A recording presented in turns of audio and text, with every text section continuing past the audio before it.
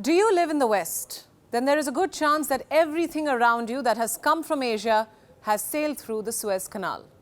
Before 1869, this journey from Asia to Europe by sea would be extremely long. Ships would have to cross the Cape of Good Hope, go around Africa, brave pirates and storms, and then enter the Atlantic Ocean. In 1869, the Suez Canal changed this. It connected the Mediterranean Sea to the Red Sea and became a gift to global shipping. It also became the source of problems that would haunt countries for years to come. It is the 23rd of December 2023 and Suez Canal is a no-go zone. Almost all ships have been rerouted to avoid the waters. The implications are dangerous and expensive, and you may soon have to foot the bill. Hello and welcome. This is Gravitas Plus. My name is Priyanka Sharma.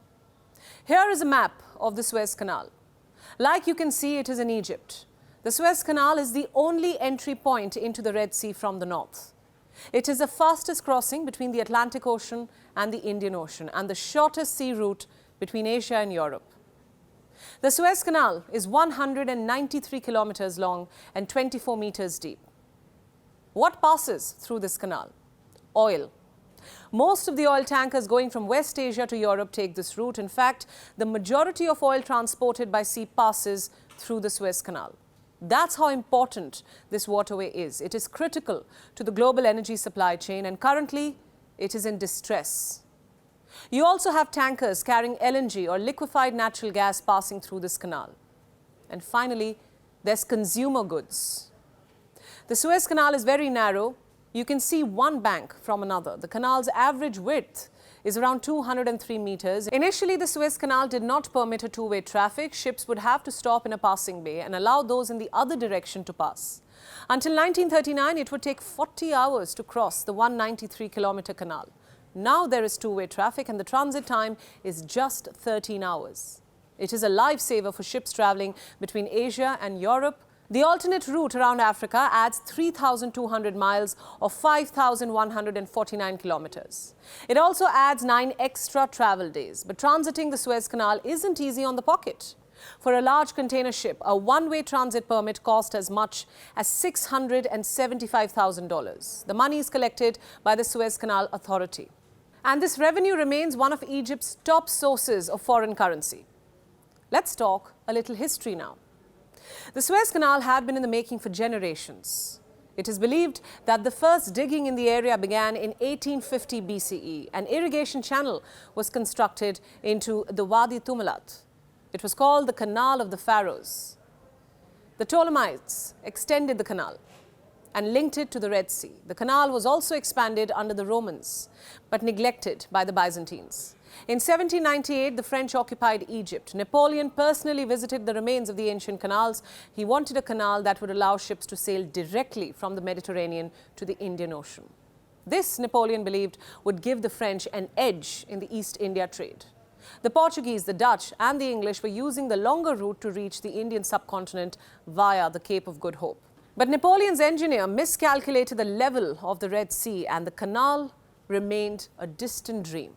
Surveys were resumed again in 1834. In 1854, French diplomat Ferdinand de Lesseps received an act of concession from Egypt's viceroy, Said Pasha.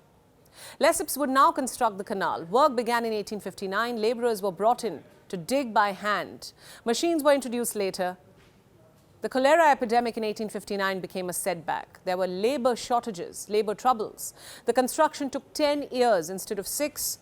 A ceremony was held on the 17th of November 1869 to open the waterway. Initially, around 2 ships would pass it every day. By the end of 2021, that number was 56. But on the 22nd of December, the live traffic looks something like this. Not too many ships, and most of them heading towards the Mediterranean, traveling in the opposite direction as a risk not many ships are willing to take. Yemen's Houthi rebels have brought the Gaza war to the Red Sea. This year, on the 19th of November, the Houthis hijacked a cargo ship called the Galaxy Leader. The vessel was on its way to India from Turkey.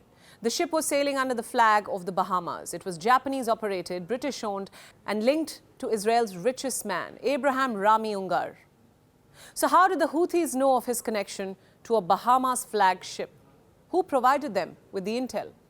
There are no clear answers. The Houthis say the seizure of the ship was in response to quote-unquote heinous acts against our Palestinian brothers in Gaza and the West Bank.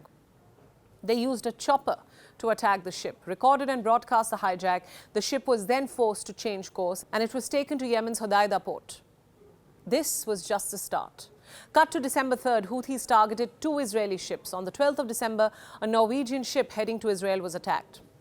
3 days later, 2 more cargo ships were attacked. The same day, Maersk, the world's second largest container shipping company, stopped Red Sea routes. On the 16th of December, the US Central Command said it had shot down 14 Houthi drones in the Red Sea. Most of this action was happening in the Bab el-Mandeb Strait. The strait, along with the Suez Canal, bookends the Red Sea. If a ship is going from Europe to West Asia or Asia, then it enters the Red Sea through the Suez Canal and exits the Red Sea and enters the Gulf of Aden through the Bab el-Mandeb Strait. If a ship is going from Asia or West Asia to Europe, then it is the other way around. The exchange of fire in the Bab el-Mandeb means that there are barely any ships traveling south from the Suez Canal. Also, not too many ships are risking entering the Red Sea through Bab el-Mandeb. Oil major BP has paused all transit through the Red Sea. Maersk has said that its Red Sea-bound ships are being rerouted around Africa. Shipping giants like the Mediterranean Shipping Company, Hapag-Lloyd, and others have followed suit. Why am I telling you about these developments? What do they mean for you and me? Let me show you some headlines. Red Sea insurance premiums surge, high-risk zone expanded. Oil prices gain around 1% as Red Sea tensions persist. Here's another. Maersk, CMA, CMG impose container surcharges over Red Sea diversions.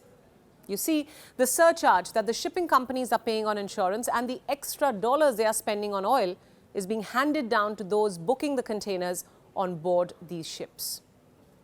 Let me give you an example. Since the beginning of the war, the container price for ships traveling from Asia to the US East Coast has gone up 5%. Asia-UK container rates too have hit a record high. The companies are likely to add these extra dollars to the product they are transporting. It could be toys, it could be containers, anything. So in the coming days, be ready to pay more. Container shipping makes up for 1/3 of all global shipping. It amounts to $1 trillion worth of goods each year. When key routes like the Suez Canal are disrupted, the entire supply chain gets disrupted. It adds to the delivery time, even expense. The Suez Canal alone has many such stories to tell. In 2021, a ship was stuck in the Suez Canal. Ever Given was one of the largest container ships ever built. It was 400 meters long and 59 meters wide. The vessel was traveling from China to the Netherlands and was carrying cargo worth $1 billion. There was IKEA furniture, Nike sneakers, Lenovo laptops, and it was knocked off course by strong winds. The ship got stuck in the canal and blocked the critical waterway. There have also been instances of the canal being trapped in war. After the Suez Canal was built, major maritime powers signed the Convention of Constantinople. It declared that the canal would be open to ships of all nations and this would remain unchanged in times of war. This was in 1888. Cut to 1898, Spanish warships could not pass the canal during the Spanish-American War. In 1905, the Russians and the Japanese were fighting. The Russian Navy was denied entry into the canal. During the First World War, the Central Powers could not enter the Suez Canal. It was no different for the Axis powers in the Second World War. When the canal was built, the Suez Canal Company was made in charge of its operations. The company was controlled by the French and the British. On the 26th of July 1956, Egyptian President Gamal Abdel Nasser nationalized the Suez Canal. On the 29th of October 1956, Israel invaded Egypt. Their forces advanced towards the canal. 2 days later, British and French forces landed in Egypt and they began occupying the area around the Suez Canal. The United Nations intervened. The Anglo-French troops had to leave and Israel had to withdraw its forces. 10 years later, Egypt again shut down the canal. This was following the Six-Day War in June 1967. It was only in 1975 that Egyptian President Anwar el-Sadat reopened the Suez Canal. Cut to 2023, the Suez Canal is caught in crossfire yet again. And what happens in the Suez affects people everywhere.